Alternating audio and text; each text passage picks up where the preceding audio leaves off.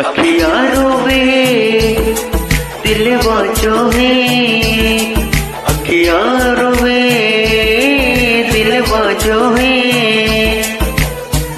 तोहके कसम बाटे तोहरा आसमान के, तोहके कसम बाटे तोहरा आसमान के। ए चंदा खबर लेके आवा जान के, ए चंदा खबर लेके आवा जान के।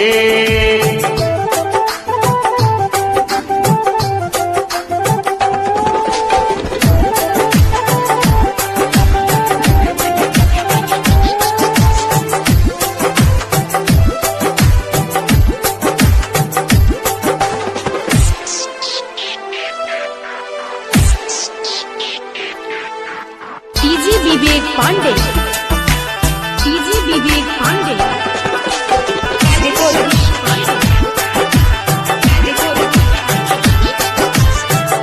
आस विश्वास सब टूट गइल सारा, काहे बंधारा तारू हमसे किनारा।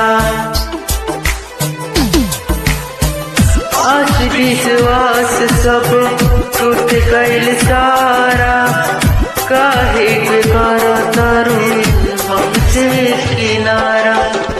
धड़कन में रख ले बानी उनके खुदा मान के, धड़कन में रख ले बानी उनके खुदा मान के। ए चंदा खबर लेके आवा जान के, ए चंदा खबर लेके आवा जान के।